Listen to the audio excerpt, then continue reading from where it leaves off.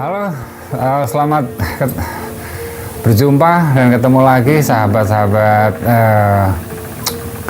penyuka kisah-kisah misteri. Assalamualaikum warahmatullahi wabarakatuh. Kali ini kita ketemu lagi untuk menceritakan ulang sebuah kisah yang cukup menarik yang saya alami sendiri. Kisah ini terjadi sekitar tahun 1996-97. Jadi pada tahun-tahun itu kebetulan saya dan keluarga tinggal dan berdomisili di kota Wirosari, Purwodadi, Grobogan. Sejak menikah tahun 94, saya beserta istri tinggal di kampung Kedusan Wirosari, dan di situ membuka toko kelontong ya, berjualan kebutuhan pokok sehari-hari itu. Cerita ini diawali atau bermula ketika pada tahun itu ada tetangga satu lingkungan yang tinggalnya di satu lingkungan di situ. Beliau menawarkan atau berkeinginan untuk menjual rumahnya. Rumahnya sendiri cukup unik itu. Rumahnya cukup unik karena ukuran lebar depannya itu hanya sekitar 6 meter 6,5, tapi memanjang ke belakang itu sepanjang hampir 50 meter ya. Jadi 6,5 ke belakang hampir 50 meter. Dan itu full bangunan. Dan artinya full bangunan sampai belakang itu. Banyak kamarnya, ada 1, 2, 3, 4, 5. Ada 5.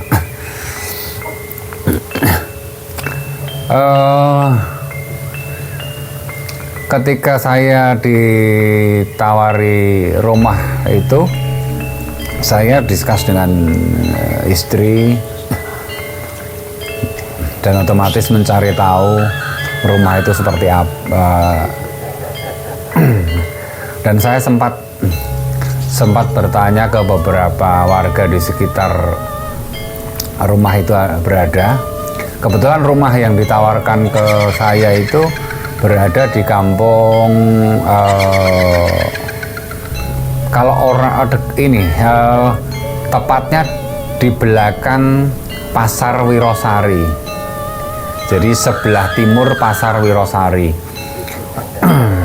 Daerah situ banyak yang menyebut itu disebut Kampung Tanah Hitam, atau ada juga yang menyebutnya itu daerah Magersaren ya. Magersaren. Sehingga saya mencoba mencari tahu ke tetangga di sekitar.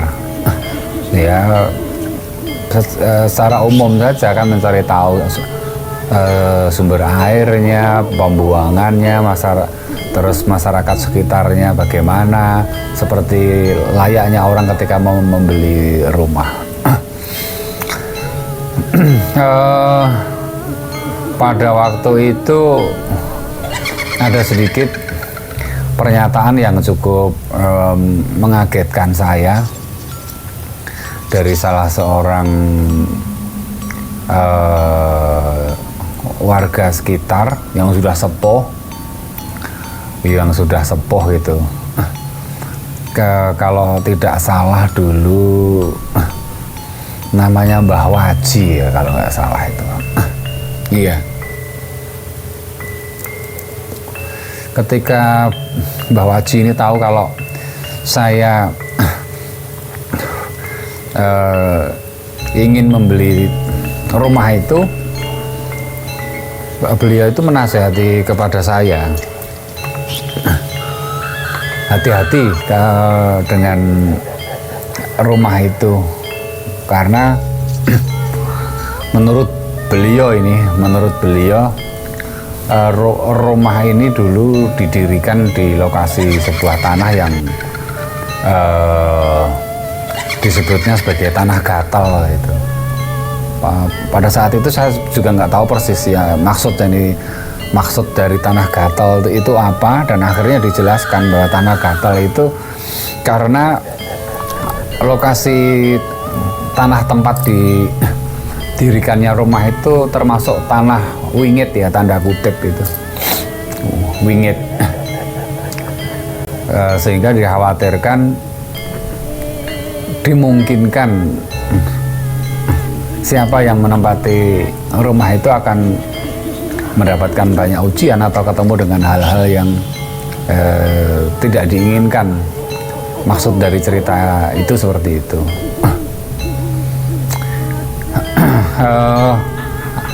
Cerita dari Mbah Waji itu sempat saya pikirkan, sempat menjadi perenungan, dan saya sempat diskusi dengan istri juga. Kalau dapat cerita seperti ini, dan akhirnya kita pun juga mencari tahu keadaan atau apa yang dialami oleh pemilik rumah tersebut sebelumnya. Seperti yang kami tahu bahwa pemilik rumah sebelumnya itu adalah salah seorang petinggi, dia kepala kantor lembaga keuangan, kalau tidak salah kepala cabang atau apa ya, di salah satu lembaga keuangan terkenal perbankan itu. Beliau menempati rumah itu, dan beliau memiliki istri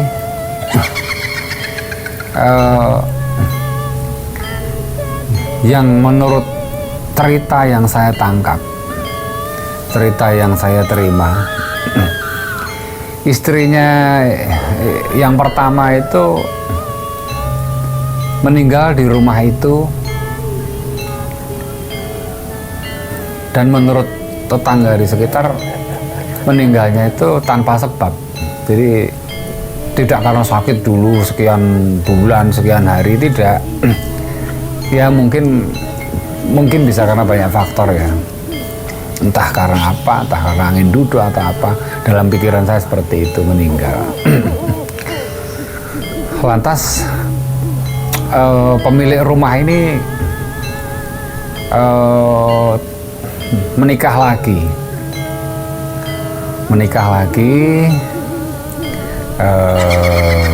dan istrinya itu berprofesi sebagai bidan ya, berprofesi sebagai bidan di desa itu, sehingga rumah itu dulunya rencananya mau dipakai untuk buka praktek kesehatan ibu dan anak, karena beliau berprofesi sebagai bidan, jika membantu ibu yang cek kesehatan ibu hamil, atau membantu ibu-ibu yang sedang yang mau melahirkan dan segala macamnya. Namun cerita yang saya dapatkan juga, istri kedua dari pemilik rumah ini pun meninggal tanpa sebab juga. Mungkin bisa karena faktor medis yang kita tidak tahu penjelasannya, tapi yang jelas meninggal bukan karena sakit dulu opnam sekian bulan, sekian hari, tidak. Jadi si pemilik rumah ini sudah menikah 2 kali, dan dua-duanya meninggal di rumah itu di usia yang masih relatif muda, di usia produktif lah. Ceritanya begitu.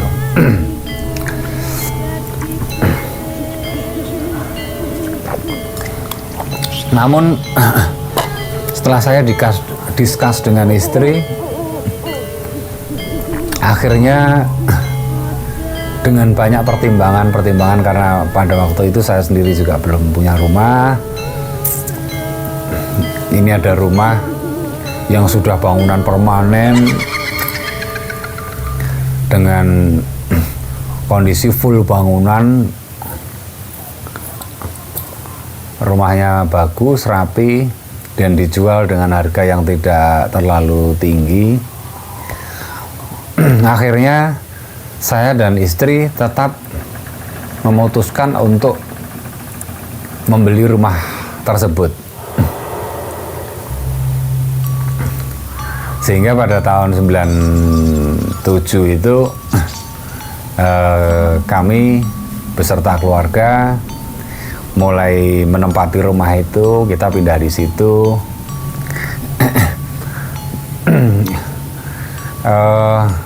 Pada saat itu saya dan istri aktivitas sehari-harinya berjualan kelontong di kios di pasar. Kita kebetulan punya dua plong kios di pasar Wirosari itu yang menghadap ke utara. Jadi jarak dari rumah ke kios tempat kita beraktivitas berdagang itu nggak begitu jauh, ya paling 50 meter lah. 50 meter sampai 100 meter deket. Kalau kita beraktivitas dari rumah itu, kita ke pasar itu cuma jalan kaki aja udah sampai. Nah,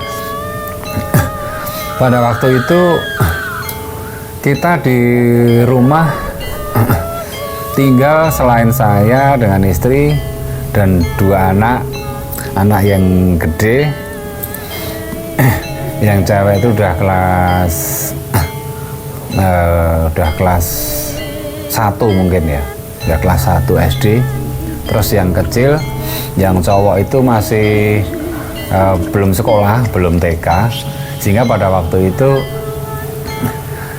karena aktivitas saya dengan istri berdagang di pasar itu, sehingga untuk anak yang kecil ini kita sengaja mempekerjakan asisten rumah tangga yang khusus untuk momong anak saya yang kecil ini. Ferry namanya. Dan selain di rumah itu ada asisten rumah tangga, ada juga tenaga yang membantu kita sehari-hari berjualan, berdagang di toko itu. Ada 5 orang, jadi 4 orang cewek, 1 tenaga cowok, dan 1 tenaga cewek lagi yang momong Ferry, anak yang kecil itu.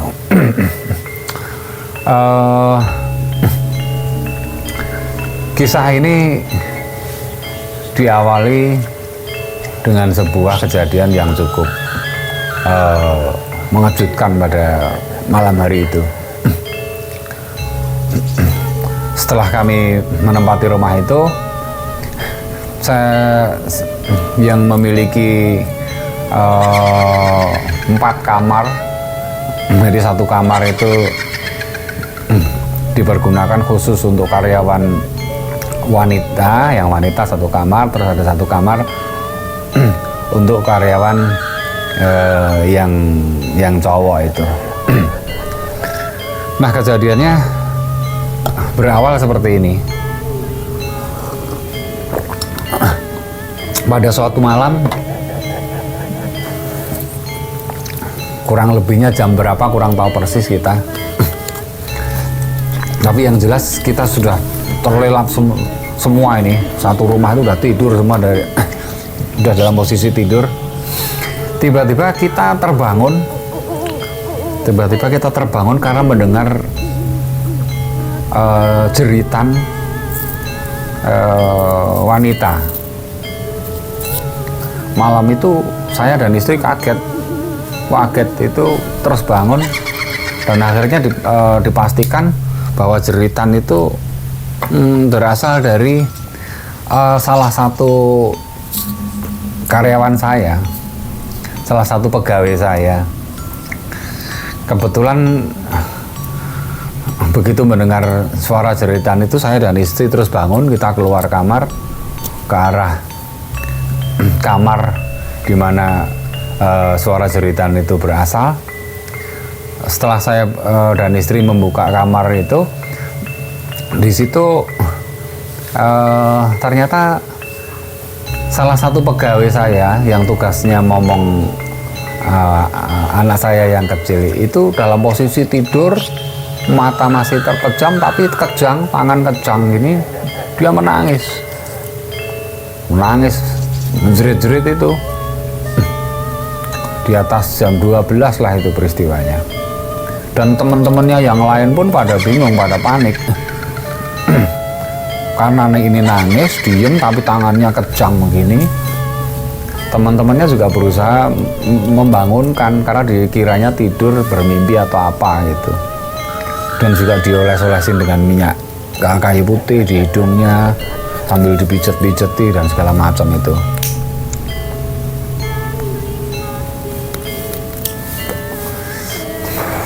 Tentunya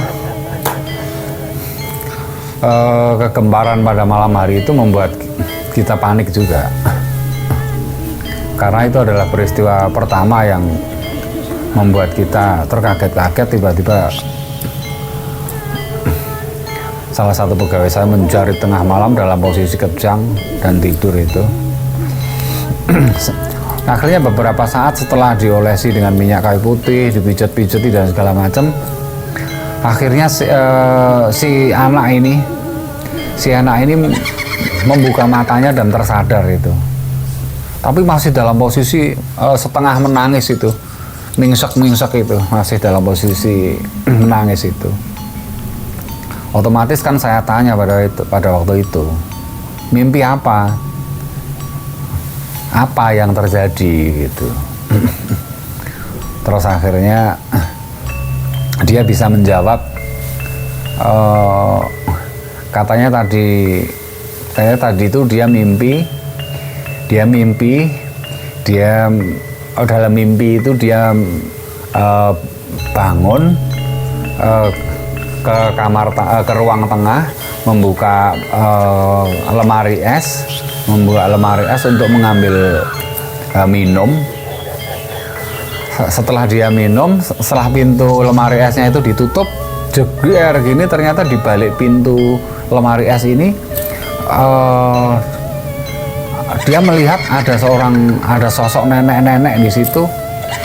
Nenek-nenek di situ yang duduk dengan mata melotot memandang tajam ke arah dia. Itulah yang membuat dia di dalam mimpinya itu shock dan tiba-tiba menjerit histeris. Dalam mimpinya dia mengalami seperti itu, dan tanpa sadar ternyata dia menjerit kencang itu seperti orang ngelindur. Teman-teman yang lain nggak ngerti dia sedang mimpi apa-apa, cuma hanya melihat secara fisik si anak itu kejang dan menjerit-jerit histeris. Akhirnya setelah dia bisa bercerita, dia bisa bangun bercerita,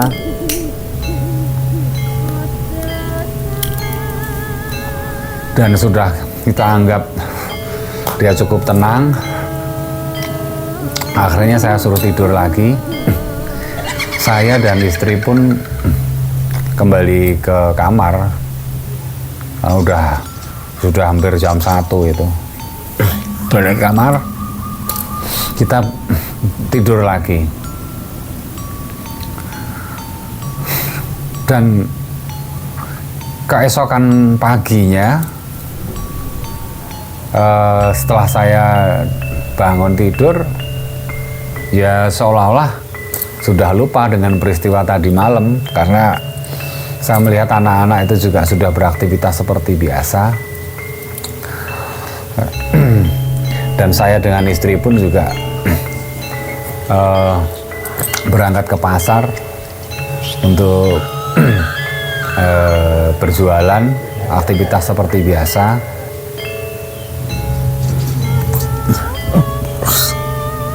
Tapi pada siangnya tiba-tiba ada karyawan, salah satu pegawai yang nyusul ke pasar itu. Ada salah satu pegawai yang nyusul ke pasar, disampaikannya ke saya, Pak,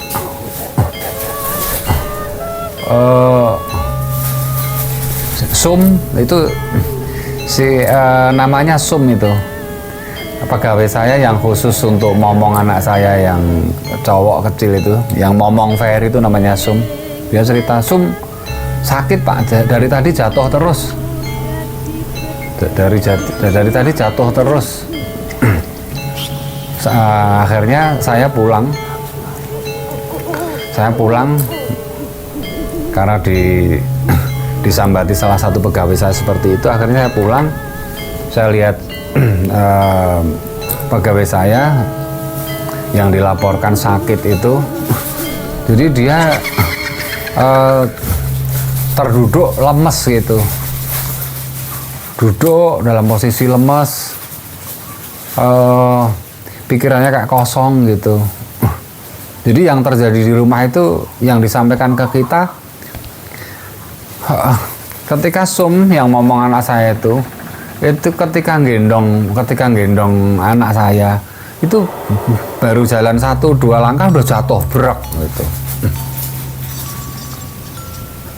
Terus dia berdiri mau ngapain gitu jatuh lagi. Jadi seolah-olah kayak kakinya itu kehilangan tenaga, sehingga seolah-olah kayak kakinya itu kayak lumpuh gitu, kayak nggak ada tenaga. Jatuh terus. Dan kelihatan pikirannya jadi agak kosong begitu kesannya. Akhirnya siang itu istri saya berinisiatif, si Sum anak ini dibawa ke dokter untuk diperiksakan, karena kita khawatir kalau jangan-jangan anak ini sakit atau bagaimana misalnya. Dibawa ke dokter, diperiksakan, dan di dokter dinyatakan tidak ditemukan penyakit tertentu dan sehat-sehat saja. Jadi karena ketika pas dibawa ke dokter itu dibonceng motor juga bisa, diajak masuk ke tempat dokter itu jalan juga bisa. Akhirnya oleh dokter tetap saja diberikan obat dan disarankan untuk mungkin butuh istirahat beberapa hari ya. Akhirnya setelah dari dokter itu kita ajak pulang, dan Sum ini kita ajak ngobrol, kita sarankan untuk istirahat dulu di rumah. Akhirnya oleh istri dibonceng motor, diantarkan pulang ke rumahnya supaya istirahat, disampaikan ke orang tuanya, anaknya mengalami begini, ini biar istirahat dulu, nanti kalau udah sehat nanti bisa kembali kerja. Setelah nganter itu pun istri saya pulang. Dan akhirnya peristiwa itu berlalu begitu saja, karena kami pikir tidak ada peristiwa yang terlalu mencolok begitu. Dan berlalunya waktu,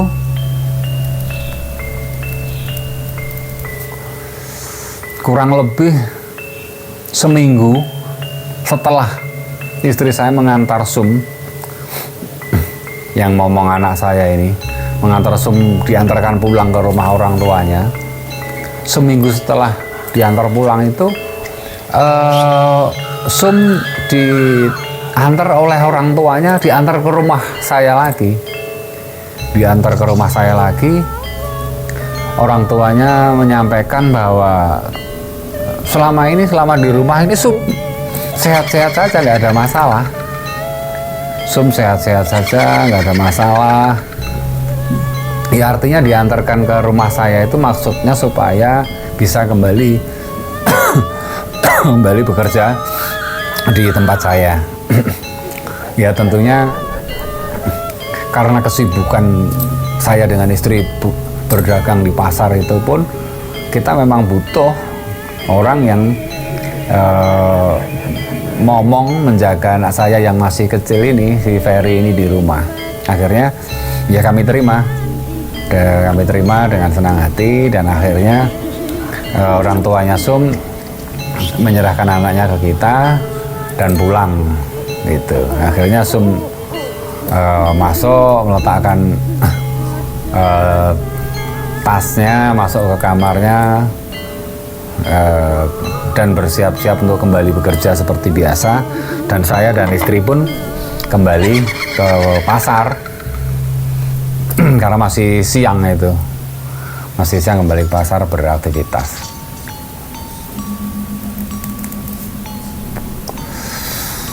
Tapi beberapa saat setelah saya dan istri sampai di kios pasar, kita jualan, beraktivitas di situ, tiba-tiba ada salah satu pegawai saya yang lain itu datang, nyusul ke pasar, menyampaikan, menceritakan kalau Sum itu sakit lagi. Saya tanyakan, sakit apa? Seperti yang kemarin Pak, jatuh-jatuh terus lagi. Jatuh-jatuh terus itu.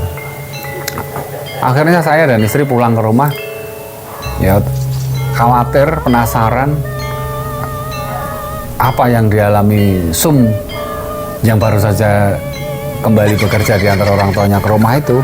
Setelah sampai di rumah, saya lihat Sum itu kondisinya sama seperti seminggu yang lalu. Jadi dia juga duduk, kepalanya, wajahnya jadi agak kosong, nggak bengong begitu. Setiap jalan, jadi yang diceritakan setiap jalan jatuh, berdiri jalan 1 langkah 2 langkah jatuh lagi. Lah itu akhirnya kan saya panik itu.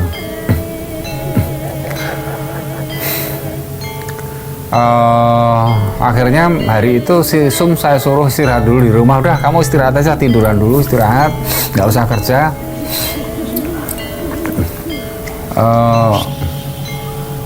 Sampai dipastikan benar-benar badannya sehat itu.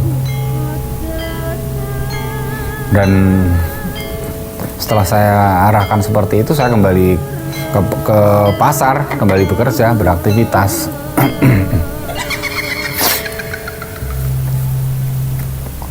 Cuma selama saya beraktivitas di pasar itu, saya merenung dan berpikir itu, mencoba menganalisa kejadian pertama. Dia bercerita kalau dia mimpi jalan ke ruang tengah, membuka pintu lemari es untuk ambil air minum. Setelah minum, botolnya diletakkan lagi di lemari es. Ketika pintu ditutup, di balik pintu lemari es itu ada sosok nenek-nenek yang berambut putih panjang, pakai kemben itu. Cuma si nenek itu seperti yang diceritakan oleh Sum itu, katanya dalam posisi duduknya bersimpuh ya. Jadi duduknya begini, bersimpuh ya. Bersimpuh begini.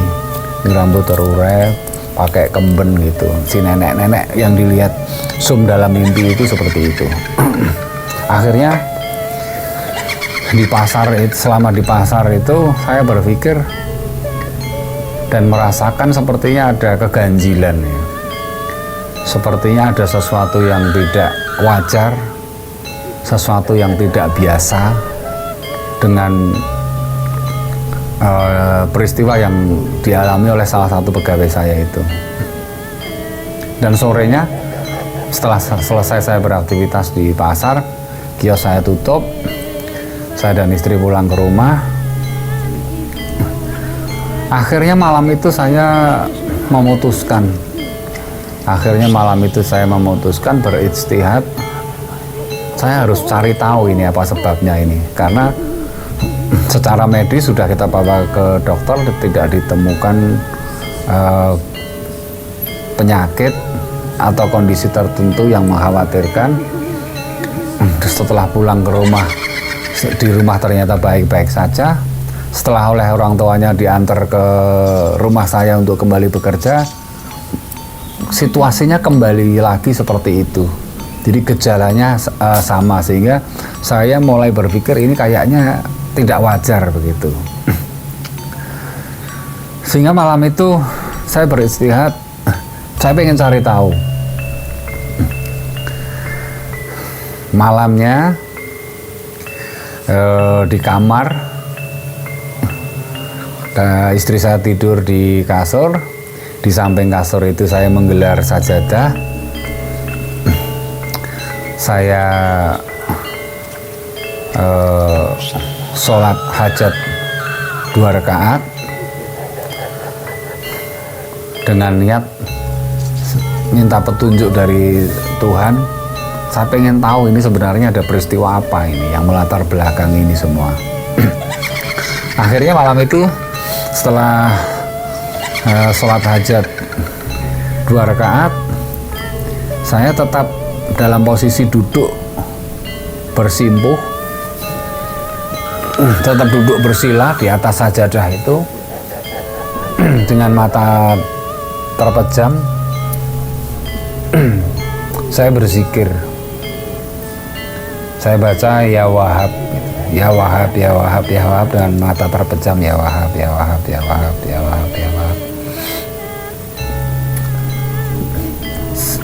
Saya membaca ya Wahab itu tanpa hitungan, artinya saya baca terus, dan entah berapa lama saya berzikir itu, tiba-tiba saya seperti apa ya, geragap kalau orang Jawa bilang itu. Jadi tiba-tiba mendadak terbangun, seolah-olah seperti terbangun dari tidur gitu, terbangun dari tidur tapi masih dalam posisi duduk bersila seperti ini. Dan saya tengok jam kurang lebih sekitar jam 3 pada waktu itu, jam 3 pagi. Nah, setelah saya terbangun, akhirnya saya anggap cukup, sajadah saya rapikan, saya lipat, dan saya tidur. Saya tidur, dan paginya bangun seperti biasa, tidak ada masalah apa-apa. Saya kembali ke pasar, beraktivitas, bekerja. Dan malam harinya setelah saya pulang dari aktivitas, saya masih ada rasa penasaran, ingin mencari tahu itu peristiwa yang terjadi terhadap pegawai saya itu. Akhirnya malam yang kedua itu saya ulangi lagi. Malam kedua itu saya ulangi lagi.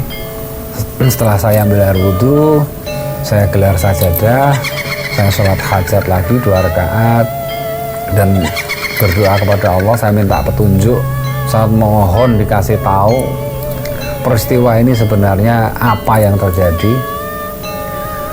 Dan setelah sholat hajat 2 rakaat, lalu saya kembali ke posisi seperti kemarin, duduk bersila tanpa bersandar. Jadi mata terpejam, saya baca ya Wahab lagi dengan bacaan sir, jadi bacaan dalam hati itu.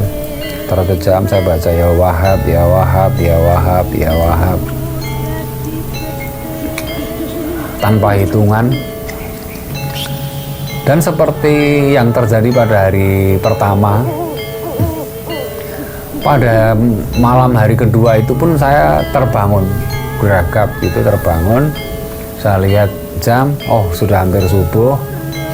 Akhirnya sajadah itu saya ringkes, saya taruh, saya kembali tidur. Dan paginya setelah saya bangun tidur, saya kembali beraktivitas seperti biasa.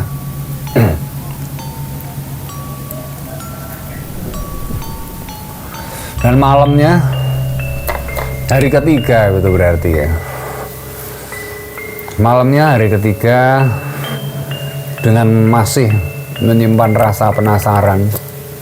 Artinya harus terjawab itu. Karena saya berpikir saya bertempat tinggal di situ. Kalau ini tidak terselesaikan, bisa jadi selanjutnya saya akan berhadapan dengan hal-hal yang tidak jelas seperti itu. Akhirnya malam itu, pada malam ketiga, saya lakukan hal yang sama. Saya sholat hajat 2 rakaat di situ.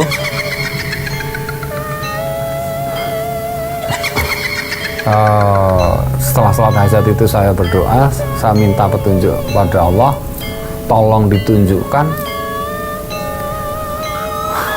Saya baca Allahumma arinal haqqa haqqa warzuqna tiba'ah wa arinal batila batila warzuqna istinaba. Jadi ya Allah, tunjukkanlah bahwa yang hak itu hak,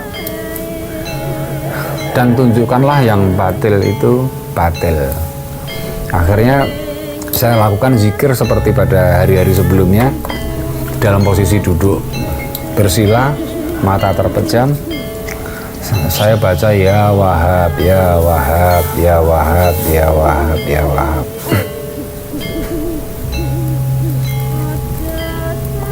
Tiba-tiba pada hari ketiga itu saya mengalami sebuah fenomena yang beda.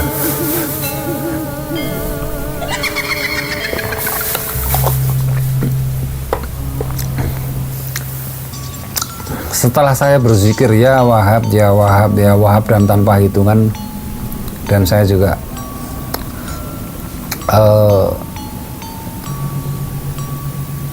seolah-olah tiba-tiba saja dihadapkan pada suatu suasana yang berbeda. Jadi tiba-tiba seolah-olah saya membuka mata itu seperti berada di tempat yang asing, dengan suasana temaram. Jadi redup tapi tidak gelap, terang tapi tidak menyilaukan. Tiba-tiba saya berada di sebuah tempat dengan cahaya yang temaram gitu. Dan di situ di depan saya ada sosok nenek-nenek, wanita tua yang berambut putih terurai, memakai kemben warna putih lusuh, itu putih polos lusuh. Terus dia memakai kain jarik ya. Dia duduknya bersimpuh. Dia duduknya bersimpuh. Tiba-tiba sosok nenek-nenek itu mendekati ke saya. Di tangannya itu ada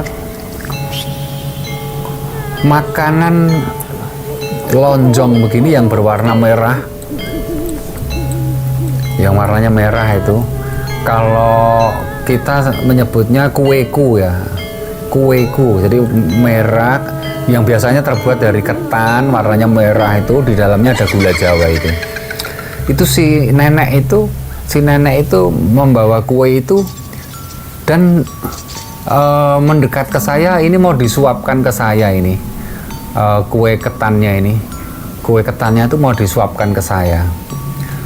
Refleks pada saat itu saya katakan pada nenek itu, enggak, jangan. Yang saya butuhkan bukan ini. Yang saya butuhkan bukan ini. Saya cuma pengen tahu apa yang terjadi kepada salah satu pegawai saya. Jadi di dalam situasi itu refleks dan spontan itu saya bisa melontarkan kata-kata itu kepada si nenek itu. Saya pengen tahu apa yang terjadi dengan pegawai saya, sehingga kemarin kok dia mengalami peristiwa seperti itu. Akhirnya sosok nenek itu dia mundur dan terdiam beberapa saat. Akhirnya dengan kalimat yang setengah menggumam, si nenek itu menyampaikan sesuatu kepada saya. Dia mengatakan begini, lawang bocah orang disopan santun, ono wong tua lingguh kok disampar gitu. Artinya dalam bahasa Indonesia dia mengatakan, oh anak nggak tahu etika, nggak tahu sopan santun, ada orang tua sedang duduk malah ditendang, disampar gitu. Dan pada saat itu saya pikiran saya connect ini udah, pikiran saya connect. Oh, jadi peristiwa yang terjadi terhadap pegawai saya yang dia dalam mimpi membuka pintu lemari es, buka air minum, ketika ditutup di belakang ada nenek-nenek, itu ternyata menurut versinya nenek-nenek, si pegawai saya ini dianggap nggak sopan karena ada orang tua duduk di situ, disampar gitu. Sehingga kronologisnya udah dapet ini saya. Setelah si nenek menyampaikan seperti itu, saya jawab, nenek itu juga aneh gitu. Pegawai saya kan nggak bisa ngelihat, pegawai saya kan nggak bisa ngelihat keberadaan nenek. Jadi nyampar, nendang itu kan bukan suatu kesengajaan. Udah gini aja, makanya nenek duduknya jangan di situ. Udah, nenek tidak saya usir, cuma saya pindah ke belakang ya. Jadi saya katakan ke nenek-nenek yang saya jumpai itu, nenek tidak saya usir, cuma saya pindah di ruangan yang paling belakang.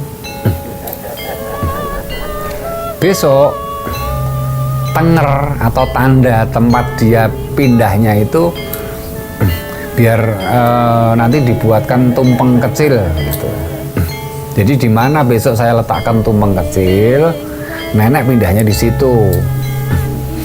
Dan jangan pernah mengganggu siapapun yang tinggal di rumah ini lagi. Nah, akhirnya nenek itu pun mengangguk, sehingga saya anggap nenek-nenek ini ngerti dan setuju, dan dia mau berlalu dari situ.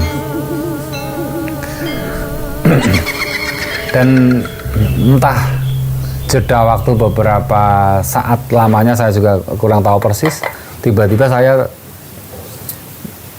seperti geragap gitu terbangun itu, dan saya lihat jam ternyata sudah mendekati subuh ya, sudah mendekati waktu subuh. Akhirnya paginya saya minta ke istri, minta tolong dibuatkan tumpeng kecil. Ya, tumpeng seperti kebanyakan, cuma dilepek itu, di piring lepek kecil itu, lepek plastik itu, dibikin tumpeng, terus di situ dikasih kulupan dan segala macam, terus ujungnya saya kasih berambang dan cabai yang dicodos, ditusuk pakai lidi itu, lidinya ditancap di atas tumpeng itu, dan tumpeng itu akhirnya saya letakkan di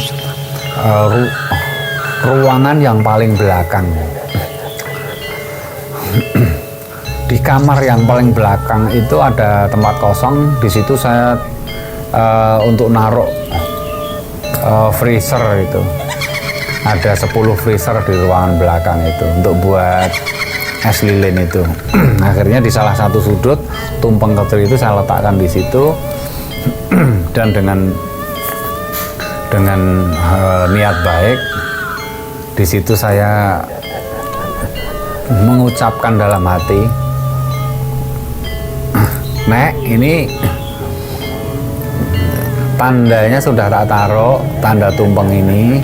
Mulai saat sekarang nenek pindah di sini supaya tidak kesampar atau tidak berinteraksi dengan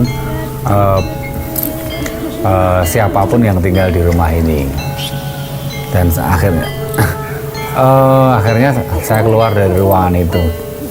Dan ada keanehan yang terjadi itu. Sejak tumpeng kecil itu saya taruh di ruangan yang paling belakang,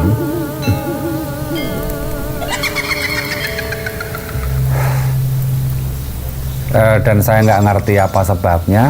Sejak itu pula pegawai saya yang namanya Sum, yang ngomong anak saya yang kecil, yang ngomong Ferry, yang tadinya lumpuh itu, tiba-tiba sembuh gitu.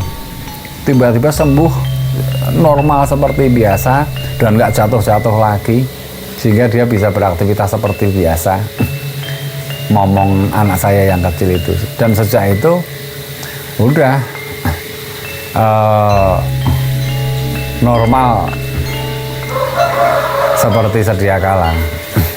Hanya di ruangan yang paling belakang itu, tempat untuk membuat es lilin itu, tempat saya naruh tumpeng kecil, ruangan paling belakang itu kan ada freezer 10 untuk membuat es lilin itu.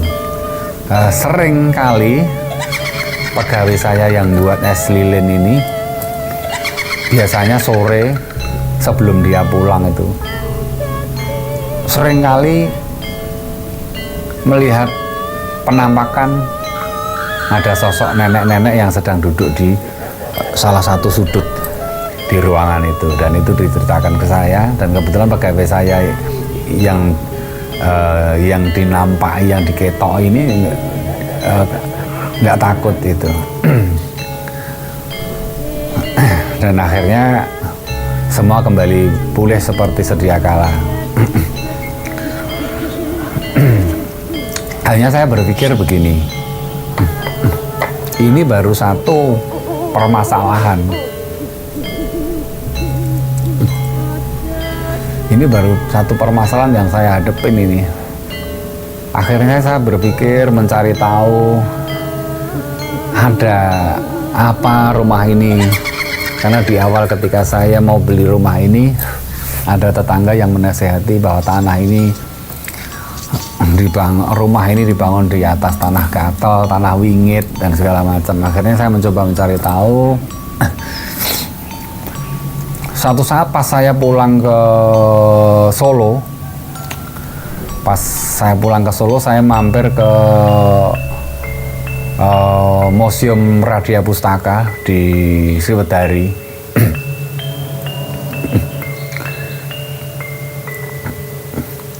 Di depan Museum Radia Pustaka itu ada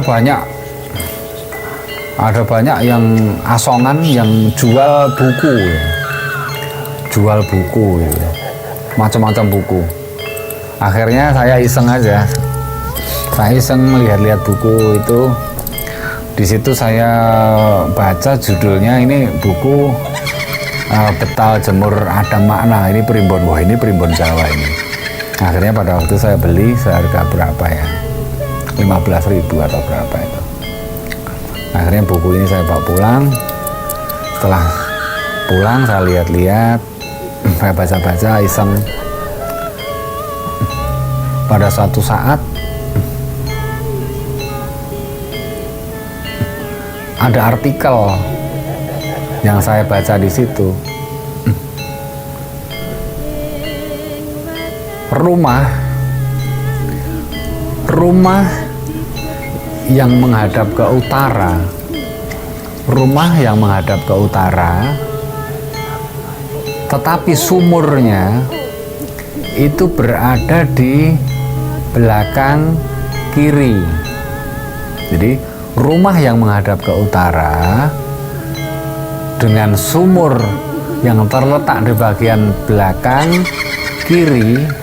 Di dalam buku ini disebutkan namanya rumah dengan posisi seperti itu namanya sumurnya ini namanya Padusan Mayit.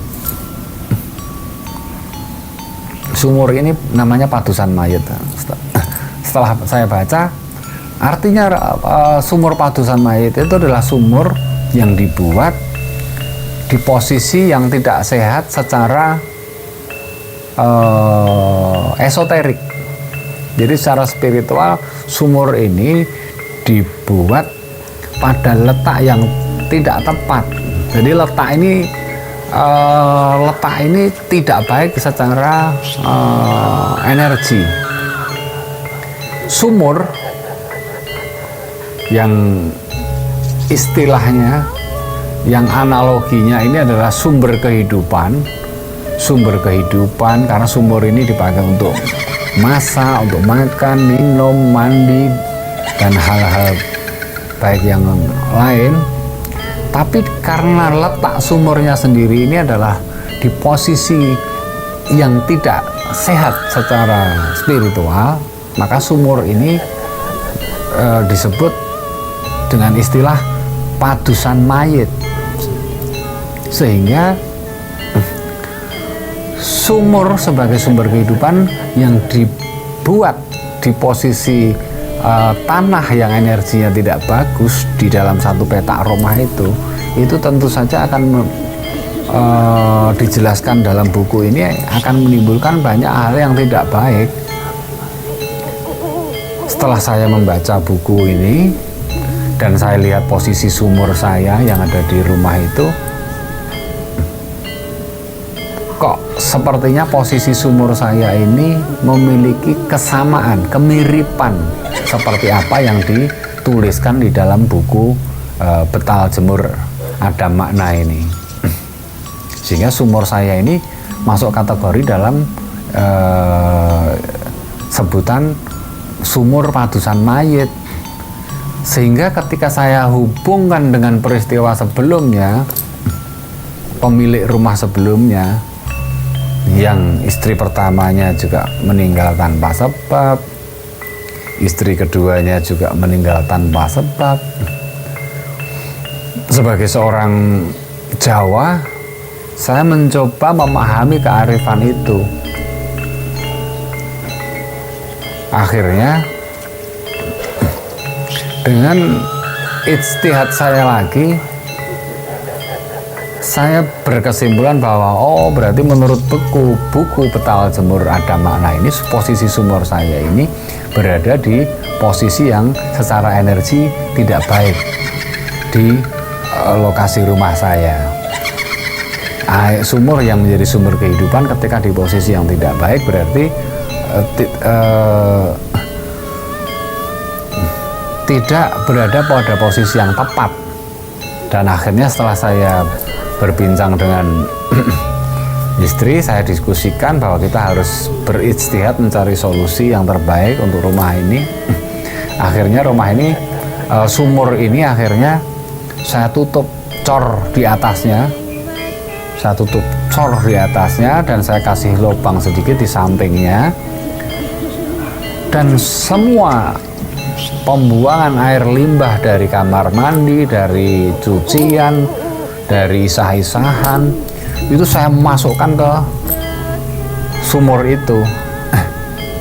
Jadi karena sumur ini terletak pada posisi yang tidak bagus, posisi yang tidak bagus secara spiritual, sehingga disebut sebagai sumur Padusan Mayit. Yang tadinya untuk sumber kehidupan, sumur ini saya balik polanya. Semua air buangan dari kamar mandi, dari isah-isah, dari cucian, itu saya masukkan ke sumur itu. Jadi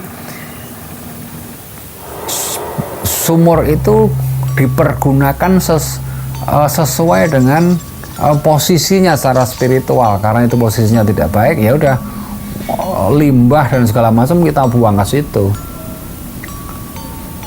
Dan disebutkan di dalam buku Betal Jemur Ada Makna ini, rumah yang menghadap ke utara ini sumber rezekinya adalah kanan depan. pintu masuk rezekinya. Akhirnya untuk mengganti sumur yang sudah saya pergunakan sebagai untuk pembuangan limbah, saya ganti, saya pasang sumur pump yang meterannya saya letakkan di depan rumah sebelah kanan, sesuai buku petal jemur bahwa pintu rezekinya adalah di depan dan sebelah kanan. Setelah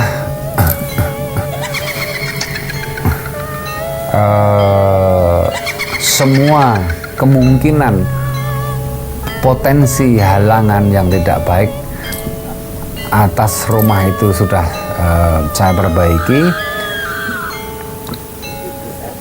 akhirnya lega. Jadi kita merasa sudah memperbaiki, sehingga rumah itu ya nyaman, enak. Rumah itu nyaman, enak. Dan kebetulan pada waktu itu saya dan keluarga pengen hijrah ke Solo, kembali ke tempat kelahiran. Rumah itu akhirnya kita jual pada tahun 99 atau 2000 mungkin ya, 99 atau 2000 itu. Akhirnya kami setelah rumah itu laku, saya dan keluarga boyong pindah ke Solo. Namun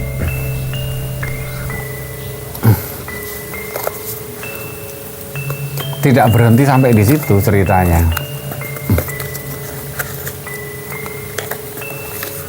Setelah saya di Solo, saya mendengar diceritakan oleh teman bahwa rumah yang saya jual itu dibeli oleh seseorang yang dia juga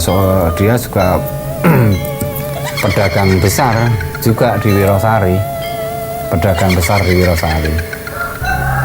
Dia beli rumah yang saya tempati itu, dibeli dia buka bisnisnya di situ, buka dagangnya di situ.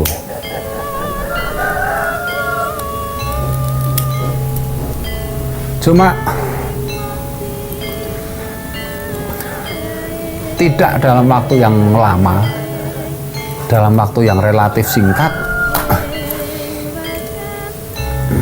teman yang membeli rumah itu, yang berbisnis di situ, mengalami banyak kemalangan di situ. Mengalami banyak kemalangan. Bisnisnya hancur,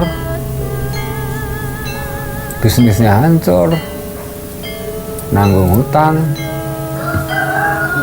bahkan sampai akhirnya terpaksa rumah itu dijual lagi untuk menutup semua kerugiannya itu, dijual lagi. Saya sempat mendapat cerita itu dan saya jadi berpikir, kok aneh dalam arti teman saya yang beli rumah, yang berdagang di situ adalah pemain lama itu, kampion, sukses. Dia termasuk salah satu pedagang yang sukses di kota Wirosari pada saat itu. Kenapa di tempat lama yang dia merintis pekerjaan itu tumbuh, berkembang, maju, ketika menempati rumah itu tidak butuh waktu lama hancur semua bisnisnya, hancur. Ada sedikit rasa penasaran kenapa bisa seperti itu, dan akhirnya terjawablah semua pertanyaan saya itu. Terjawablah, ternyata pada suatu saat teman saya yang tadinya berjualan di situ, pedagang besar ini yang jatuh ini, ketika kita pas main ke rumahnya, kita ngobrol, kita nanya, tanpa sengaja beliau bercerita ke saya.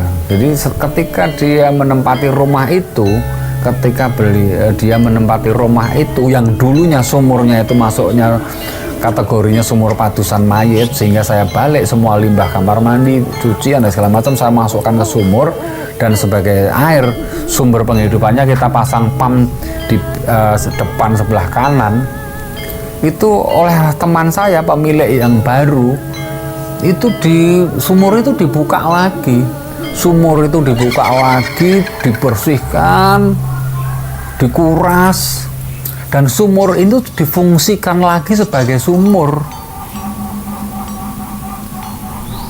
Sumur ini difungsikan lagi sebagai sumur, padahal sumur ini dulu sudah saya tutup dan saya fungsikan sebagai pusat buangan limbah air di rumah itu. Nah, oleh si pemilik yang baru ini sumur dibuka, dicuci, dibersihkan, difungsikan sebagai sumur lagi, sehingga sesuai dengan apa yang saya baca di buku Betal Jemur ada makna, berarti justru dia mengembalikan sumur yang sudah saya dandani, yang sudah saya perbaiki, malah dikembalikan lagi sehingga sumur itu kembali menjadi sumur padusan mayit. Percaya dan tidak, antara percaya dan tidak, saya berpikir apakah mungkin karena sumur itu kembali difungsikan sehingga energi negatifnya kembali mempengaruhi kehidupan yang menempati rumah itu. Nah, itu sebuah kisah yang saya alami ketika saya tinggal di Kampung Magersari, Wirosari, Purwodadi Grobogan. Sampai saat ini rumah ini masih ada dan sepertinya kosong, tidak ada penghuninya. Kisah yang saya ceritakan ini hanya sekedar kisah dan cerita, meskipun itu adalah sebuah kisah yang benar-benar secara pribadi saya alami. Mudah-mudahan kisah ini hanya sekedar menjadi sebuah cerita sebagai hiburan di saat kita waktu luang bisa mendengarkan apa yang sudah saya kisahkan ulang. Soal apa yang saya sampaikan, soal percaya dan tidak, itu kembali ke diri kita masing-masing. Semoga apa yang terjadi menjadi sebuah pelajaran yang positif buat kita. Oke, demikian kisah sumur padusan mayit di Kampung Magersari, Wirosari, Grobogan, Purwodadi. Terima kasih kepada sahabat penggemar kisah-kisah misteri. Kita akan ketemu lagi pada kisah dan cerita selanjutnya. Dan terima kasih. Wassalamualaikum warahmatullahi wabarakatuh.